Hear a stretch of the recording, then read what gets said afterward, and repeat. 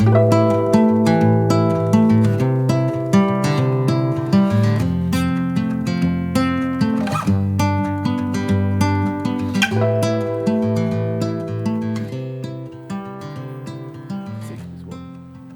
this works.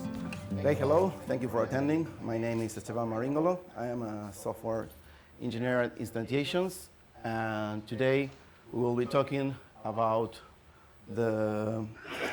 what is our Unicode support, why we did it, and what we learned as we migrated some of our frameworks from being non-Unicode ready to be Unicode ready or Unicode aware, as we call them. Okay. At this point, many people will know what is Unicode, but it's good to have a small recap so you can understand a few of the issues we have to deal with.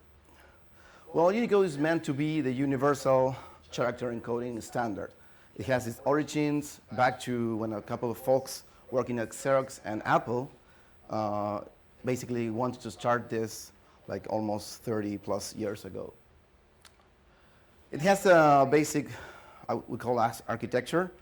It's Unicode doesn't define any implementation. It's just like how it should be.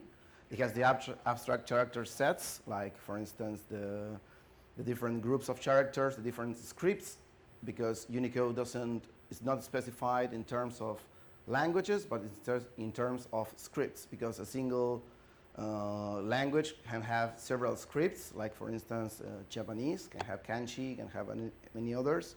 And Latin can have different languages. Then you have the actual characters, which is like everything that has a number in the Unicode database. They have a name as well. I think all of them, they have a name. And this is what you actually refer by the Unicode code point most of the times. And then you have the Unicode transformation format, which is the UTF-8 for single byte, 16 and 32 for 2 and 4 bytes. And then you have the different encoding serializations for compress, decompose, and the compatibility variation of that. So what was the state of BAST before we had any Unicode string support? Well, we have the root abstract class, which is ES-string. This is basically, it's locale dependent, so it's code page based. So depending on the code page that you have, it will show a different character on screen. And you have basically two subclasses, the single byte string, which is the string class, and then you have the DB string, which is the double byte equivalent, and it's used only in double byte code pages like Korean, for instance. And then we have the well-known character class, which is also locale dependent, of course, and is the basic element of a string or a DB string. So our characters can only hold up to 16 bits of code points, or value, actually. So why do we need Unicode in VAST? Well, we live in an interconnected world. Applications do not live only in a single silo or in a single country. And we have many international customers. And the pre-Unicode or the non-Unicode support we had is limiting for UI, for file systems, for databases, and for web.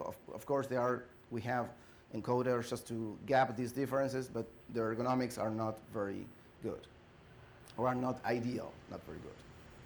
So I will talk a little about our Unicode support library. If you want to see the full presentation, Seth gave a very good presentation, a larger presentation in Camp Smalltalk, and the video is available online. So how did we implement Unicode? Well, I present this from the bottom up. Basically, we took Rust primitives for Unicode because Rust has one of the best implementations to support Unicode, and Rust is a very powerful and efficient language that we could integrate in our virtual machine primitives, basically. So we have primitives that use these functions or the crates that come from Rust. And then we have the Smalltalk image is that you're going to use most of the time, unless you're modifying the virtual machine in somehow hacky way. And well, this is basically what I'm going to talk about in this presentation. So what are the abstractions that our Unicode support library provides? Well, we have the Unicode scalar, which represents a single code point. It's basically what you're going to find in the Unicode database. The scalar, as you can see there, can be any of those, like the A, like the degree symbol, the E, and the tilde, the flag, and the cross school bar later. And then you have the grapheme. The grapheme is like the key actor here, because it's composed of one or more scalars, basically. And you can have here, as you can see, if you look, basically the E with a tilde, which is something common for a Spanish speaker. That's actually a single grapheme that is composed of two different scalars. And that is the user perceived character. Basically, when you press the delete button, or the backspace, I mean, that's what's going to be deleted. And maybe that could be composed, as I say, by one or by hundreds of scalars.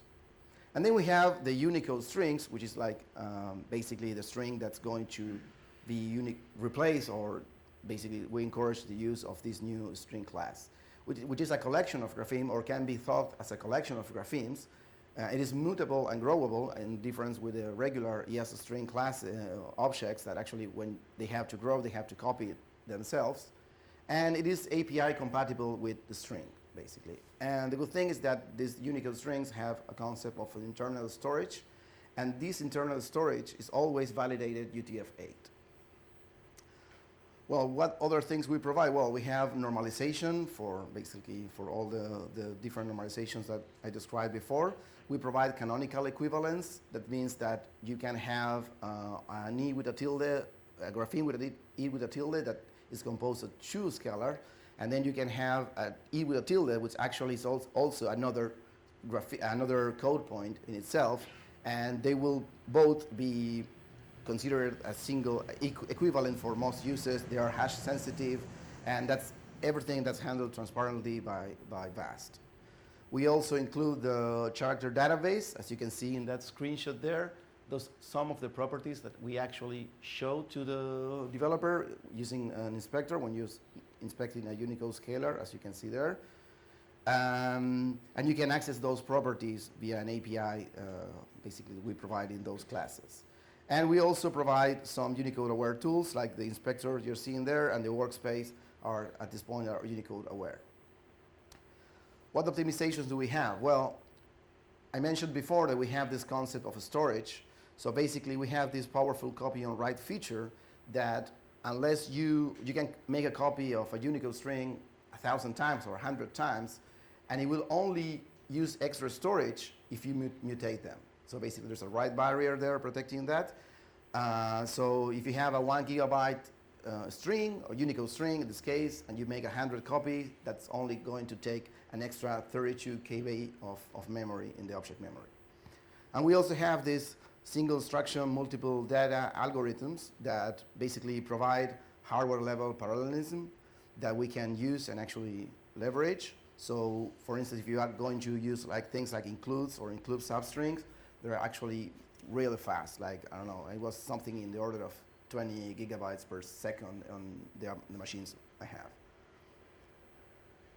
So let's get into the actual developer notes, or the things that I think it's worth mentioning. Some of them are going to be VAST specific. Some others are going to be, I think, instructive for those that actually don't know or that haven't had to deal with edge cases of Unicode.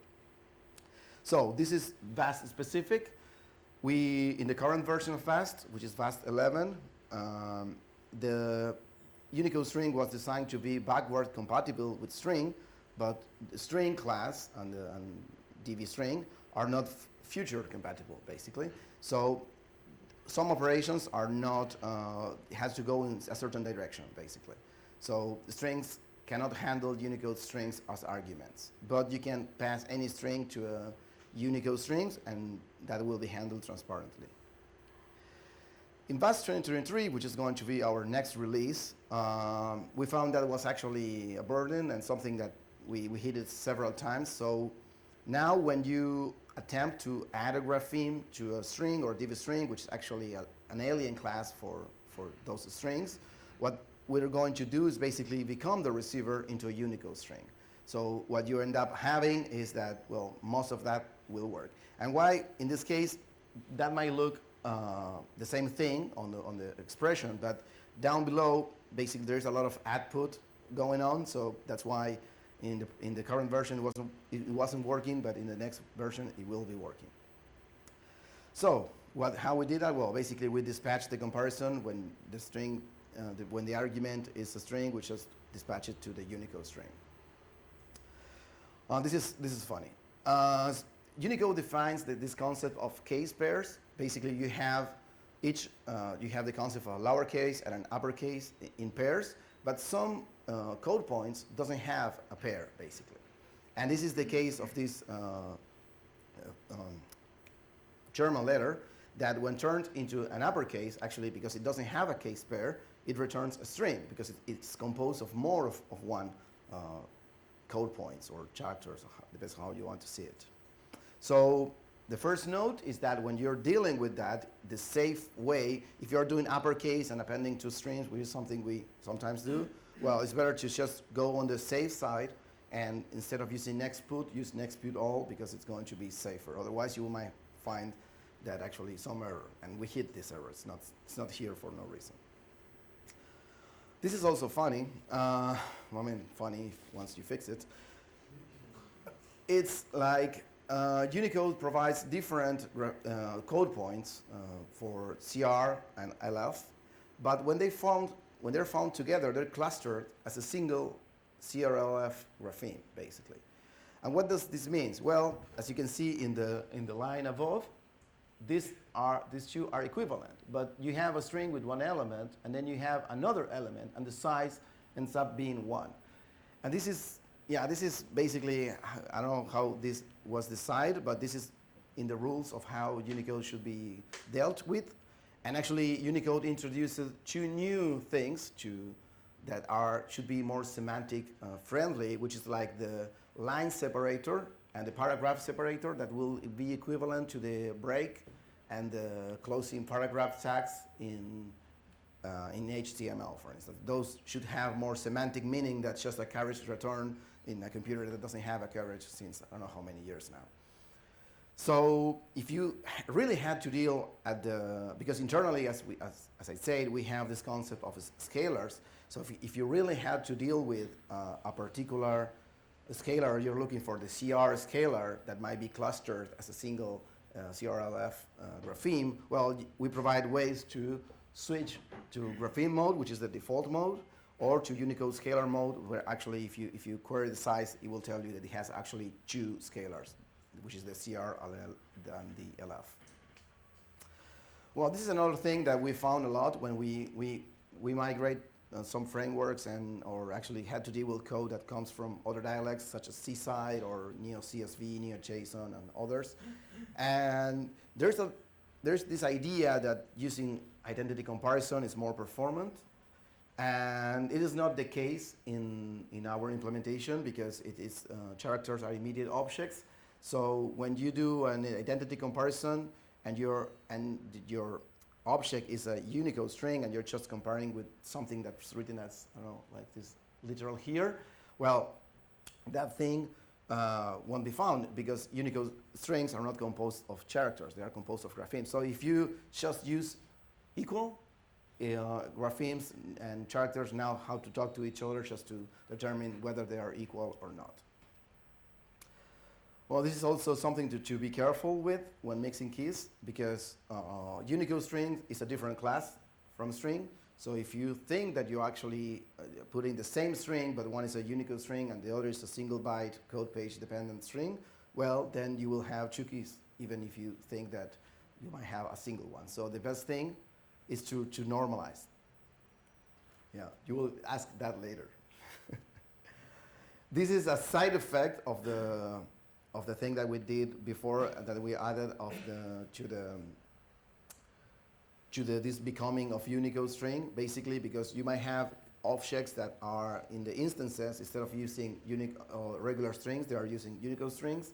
And if you want to add such strings to the string that was built in the print string in an implementation higher in the hierarchy, well, you might be basically dealing with some funny situations. So The recommendation now is that you basically escape that, or you convert it to a single byte string or the double byte string, depending on what you're using. But single byte string will be safer. And yeah, basically that conversion is going to be code page based. Basically, it's going to be going through a code page converter. Bidirectional text. This is also something that I learned as we were doing this. Well, Unicode code points specify the directionality of each character, basically. So they know how to, if that code point is left to right to left. So in this case, asking first for what you see here, I mean, I will expect to get this, but this is actually, because Hebrew is actually a right to left script, you will find that actually the first is this one.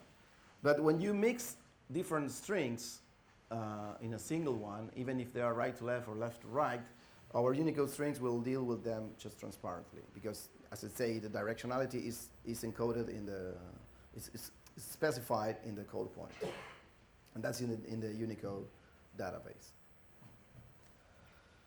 Regular expression matching. Well, this has to do with the compatibility direction we talked before. So basically, you can mix and match patterns and arguments, and they will work. They will work thanks to this thing we introduced for the next version of FAST. So this won't work in this current release, but it will work in the next release of FAST. But we still haven't implemented, because there's a whole section of regular expression matching in Unicode, in the Unicode spec, and it's really complex. But what we want to introduce, at least as a way to help building patterns, is that basically the very basic syntax, just to basically a matcher for these kind of things that is specified in the spec, where you can specify, as you can specify a digit or text or white space or any other group of things in regular expressions, to be able to do that, just specifying the Unicode code point to match, which is like the 20 AC. This is basically the code point for the euro sign. Well, same thing for string class. In several frameworks, string is basically hard-coded there. And we found that actually, in some cases, it's better to delegate or resolve that string, because in one case, you might be using a string, and in another case, you might be using a string class. So in your frameworks, I mean, if some of your domain models, you probably can be certain of the type of string you will be dealing with. But in other frameworks, such, I don't know, like Neo.json or Neo.csv or Seaside, they might be different things, so it's safer just to assume. And this is in particular with strings, it's important because Unicode strings use a different kind of string, because they have to deal with all these scalar boundaries and stuff I mentioned before. Same thing for character class. Do not reference character just arbitrarily, just delegate that.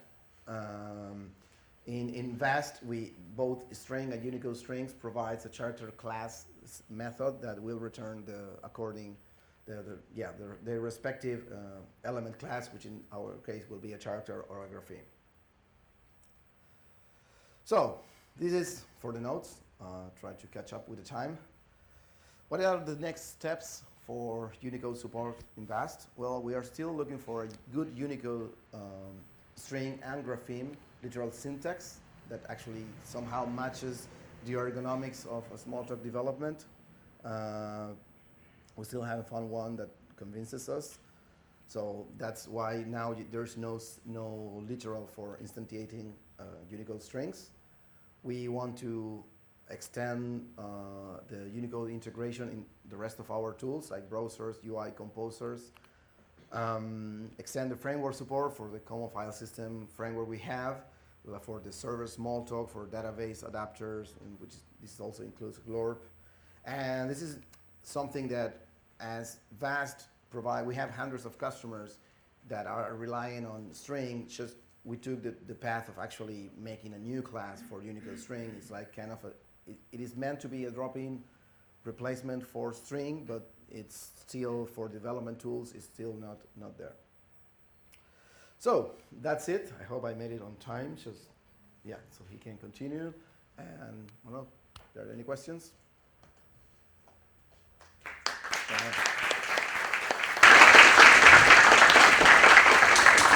know one has some questions. I have. Okay.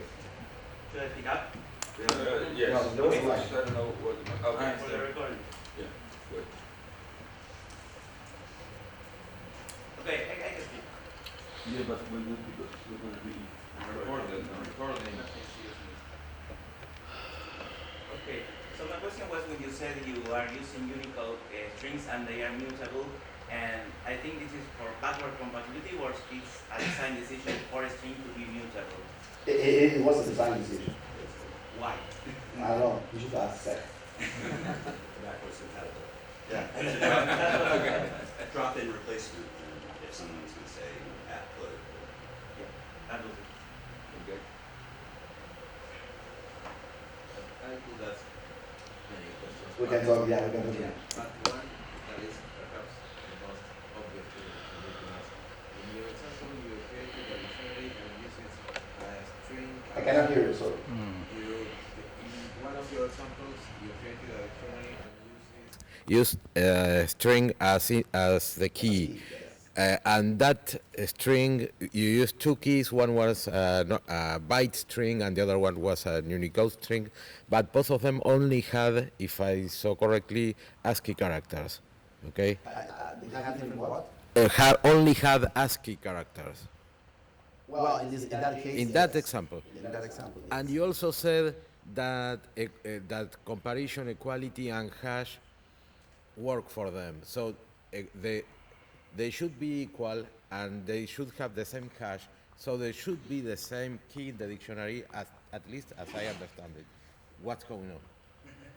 No, it's a trade-off, basically, of something we had to introduce for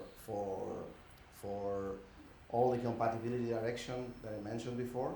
So basically, otherwise, a lot of existing things, when you want to mix and match the different strings, wouldn't work. So you will have to basically rewrite a lot of existing things to deal with the new Unicode string. But that means that in that case, dictionary is not using equal and hash. It's using something else. No, actually, well, we are thinking about alternatives just to deal with that particular case, because that's actually an inconsistency in that particular case. Okay, thank you. Sorry, you want to expand? Yeah, you can expand that. So basically, it's really the hash value. We hash Unicode strings a bit differently. And you said it's ASCII characters, and that's true in that case.